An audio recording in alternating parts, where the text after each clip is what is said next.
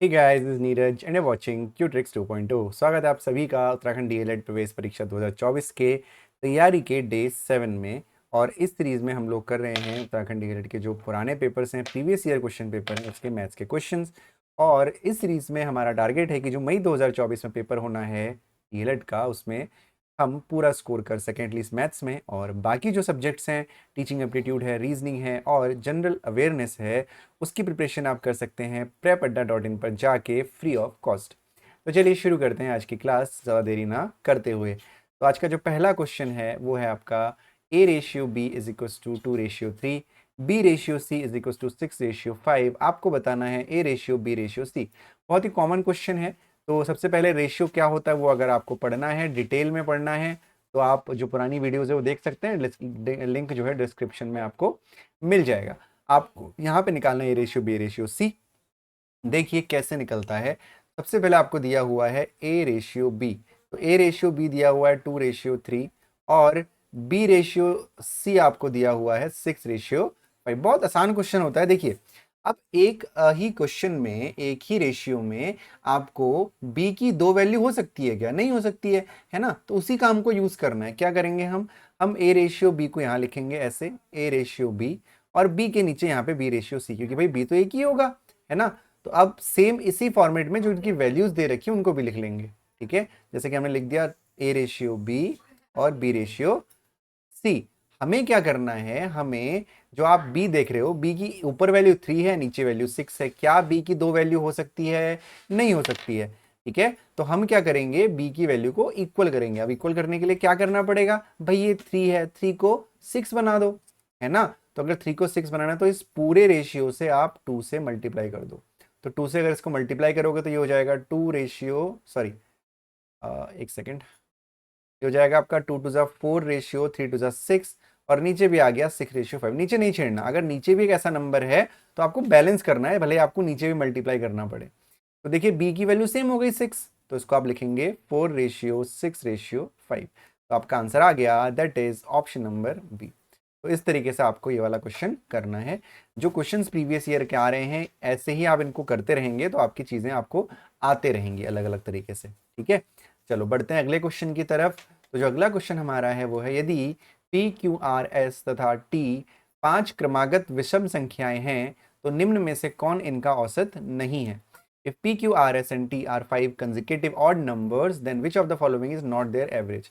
अब इस क्वेश्चन को करने से पहले आपको एवरेज आना चाहिए। हालांकि पहले भी क्वेश्चन में मैं एवरेज को समझा चुका हूँ, एक प्रीवियस ईयर वाली क्लास में ही, शायद पहली या दूसरा डे था। इसमें भी आपको समझना पड़ेगा एक चीज़। मैंने आपको जो पिछली बार बताया था वही मैं आपको समझा रहा हूँ। जैसे कि मान लीजिए मुझे 4 नंबरों का एवरेज निकालना है। जैसे यहीं पर है PQRST का एवरेज निकालना है, तो मैं क्या करूँगा, P+Q+R+T और पूरे को डिवाइड करेंगे 1 2 3 4 5 से, तो हमारा एवरेज आ जाएगा, है ना? यही तो होता है एवरेज।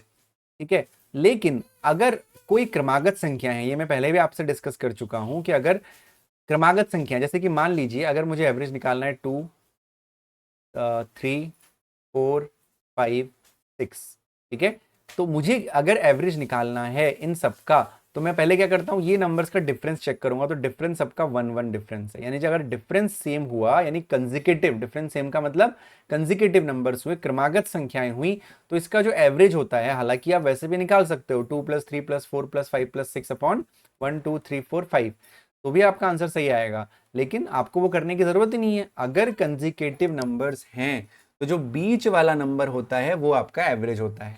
जैसे कुछ इस तरीके से कर सकते हैं, जैसे मान लीजिए 2 4 6 8 10, इसका अगर आपको एवरेज निकालना है तो आप देखोगे कि सब में 2 2 का डिफरेंस है, यानी कंजिकेटिव नंबर की सीरीज है। बेसिकली कंजिकेटिव इवन नंबर की सीरीज है, क्रमागत सम संख्याओं का सीरीज है ये, है ना?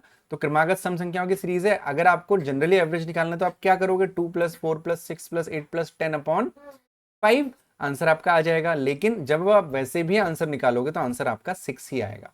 तो बीच वाला जो नंबर होता है वो आपका एवरेज होता है, अगर सीरीज जो है कंजिकेटिव है, क्रमागत है। ये चीज क्लियर हो गई? मैं पहले भी आपको ये चीज समझा चुका हूं। तो इस क्वेश्चन में जो हमारे पास नंबर दे रखे हैं वो दे रखे हैं P, Q, R, S और T।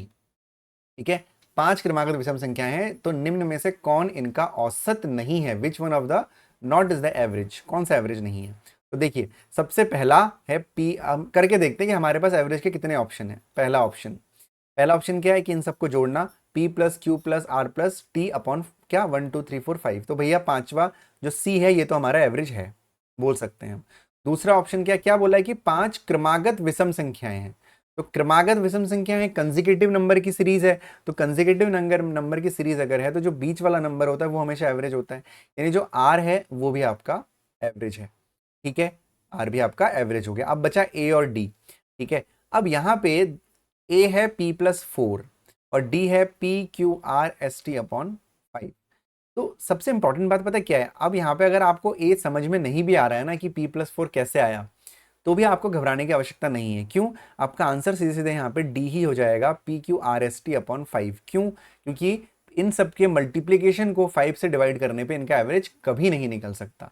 तो इसमें से कौन सा इसका एवरेज नहीं है, ये वाला तो हमारा फिलहाल आंसर हो गया। लेकिन जो ए ऑप्शन है पी प्लस 4, जो P प्लस 4 ऑप्शन है वो कैसे आया वो हमको सही देखना है। तो P प्लस 4 आने के लिए हम क्या करेंगे, देखो अगर P प्लस 4 आया है तो कैसे आया है वो हमको समझना पड़ेगा। तो मैं इसको समझाने के लिए आपको कुछ नंबर्स ले रहा हूं जो क्रमागत विषम संख्याओं की सीरीज होगी। जैसे कि मैं ले रहा हूं 3 5 7 9 और 11। ठीक है, 3 5 7 9 और 11 मैंने ले लिया नंबर। ठीक हो गया। अब मैं अगर इसका एवरेज निकालूंगा तो मुझे पता है कि क्रमागत इसका नंबर एवरेज क्या होगा, 7 होगा इसका एवरेज। अगर आप निकाल के देखना चाहते हो कि 3 plus 5 plus 7 plus 9 plus 11 upon 5, तो भी 7 ही आंसर आएगा। तो अगर आप ध्यान से देखोगे तो ये जो 7 है, जो पहला नंबर है 3 में जब हम 4 जोड़ रहे हैं तो इसका एवरेज आ जाता है, आता है नहीं आता है देखो। तो यानी पहला नंबर है P, उसमें अगर 4 ऐड करोगे तो एवरेज आना ही आना है ना। तो यानी इसका मतलब A भी आपका एवरेज होगा, तो इसका आंसर डी ही होगा। ठीक है, चलिए बढ़ते हैं अगले क्वेश्चन की तरफ। तो जो अगला क्वेश्चन हमारा है वो क्या है, षटकोण के सभी अंतःकोणों का योग, sum of all internal angles of a hexagon is. अब ये क्वेश्चन मैंने आपको परसों भी बताया था, डे 5 में मेरे ख्याल से बताया था कि जितने भी आपके ये क्लोज फिगर हैं, शुरुआत करिए स्क्वायर हो गया, रेक्टेंगल हो गया, मतलब स्क्वायर हो गया 4 साइड वाला, फिर पेंटागन हो गया, हेक्सागन हो गया। ठीक है, ये सब चीजों का इंटरनल का एडिशन आपको पता होना चाहिए। ठीक है, तो षटकोण आप सबको पता है कितना, षटकोण का मतलब 6 उसमें साइड्स होती हैं। ठीक है, यानी ये बनता है आपका षटकोण, दिख रहा होगा सबको आई होप। ये आपका षटकोण है। तो षटकोण के जो अंदर के साइड्स का आपका जो एडिशन होता है इंटरनल एंगल्स का, वो आप याद रखेंगे, वो होता है 720 डिग्री, 720 डिग्री होता है। ठीक है, इस चीज का आपको ध्यान रखना है, 720 डिग्री जो है एक हेक्सागन के इंटरनल एंगल्स का सम होता है। इसमें कुछ करने की आवश्यकता नहीं है, ये सिर्फ याद करने वाली चीज है। 720 आपका आंसर होगा। ठीक है, अगला प्रश्न। अगला प्रश्न है आपका, यदि एक तालाब की लंबाई और चौड़ाई क्रमशः 7 मीटर और 6 मीटर है तथा इसमें 210 मीटर क्यूब पानी आता है, तो इसकी गहराई क्या होगी। If the length and width of a pond is 7 meter and 6 meter respectively and it contains 210 meter cube water in it, then its depth will be। बहुत आसान क्वेश्चन है, ध्यान से देखिएगा।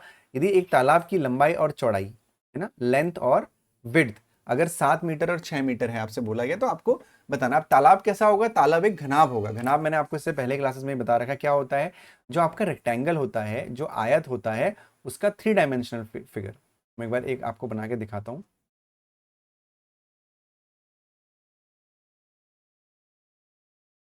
ये है 3 डायमेंशनल फिगर। ठीक है, किसका, एक घनाभ का, यानी एक तालाब है। तो तालाब का पानी आना, मैंने आपको इससे पहले वाली क्लास में समझा था कि कप है अगर, तो उसके अंदर जितना पानी आता है वो उसका क्या होता है, वॉल्यूम होता है ना। वॉल्यूम का मतलब उसके जिसमें जितना पानी आएगा उसका वॉल्यूम होता है। यानी वॉल्यूम का फॉर्मूला चाहिए हमें, तो वॉल्यूम का फॉर्मूला होता है length into breadth into height. ठीक है, तो length into breadth into height. तो हमें जो वैल्यूज दी हुई हैं वो लिख लेते हैं। तो वॉल्यूम कितना पानी आता है, 210 मीटर क्यूब पानी आता है, तो यानी वॉल्यूम की जगह पे 210 आ जाएगा। लेंथ कितनी है, आपको बोला गया है लेंथ 7 मीटर है, और विड्थ यानी चौड़ाई कितनी है, 6 मीटर है, और हाइट यानी ऊंचाई आपको, या गहराई भी आप यहाँ पे कह सकते हो, आपको निकालनी है। तो एच को यहाँ रहने दीजिए, 7 और 6 को उधर लेके जाइए, तो ये हो जाएगा 210 बटा 7 गुणा 6। 7 तियां 21 होता है, 6 पंजे 30 होता है। तो बहुत आसान क्वेश्चन था, 5 मीटर आपका आंसर होगा। इस क्लास में सिर्फ मैंने 4 ही क्वेश्चन लिए थे और बहुत इजी क्वेश्चन थे। तो अभी छोटी छोटी क्लासेस चल रही हैं, जब आप लोगों की बढ़ेगी, जो क्लासेस के व्यूज़ हैं वो बढ़ेंगे, जब स्ट्रेंथ ज़्यादा होगी तो धीरे धीरे नंबर ऑफ क्वेश्चंस भी बढ़ने लगेंगे। अभी क्योंकि शुरुआती क्लासेस हैं इसलिए क्वेश्चंस कम रख रहे हैं, धीरे धीरे एक एक घंटा 2-2 घंटे क्लासेस भी हम लोग लेते हैं। तो उम्मीद करता हूँ कि क्लास आपको अच्छी लगी होगी। अगर क्लास अच्छी लगी है तो वीडियो को लाइक ज़रूर करिएगा, और अगर क्लास छोटी है, जैसे ये वाली क्लास मुश्किल से 10 मिनट की है, तो आप तब तक जो पुरानी चीज़ें हैं जैसे परसेंटेज है, प्रॉफिट लॉस है, रेशियो प्रपोर्शन है, सिंपल इंटरेस्ट, कंपाउंड इंटरेस्ट है, ये सब चीज़ें डिस्क्रिप्शन में जाके जो लिंक है वहाँ से पढ़ लीजिए एक बार। अगर आप पढ़ेंगे तो आपके लिए बेहतर रहेगा। ठीक है, तो चलो जी, अब मिलते हैं आप लोगों से डे 8 में, यानी कल, फिर से कुछ क्वेश्चंस के साथ। तब तक के लिए अपना ध्यान रखिए। Bye bye and take care.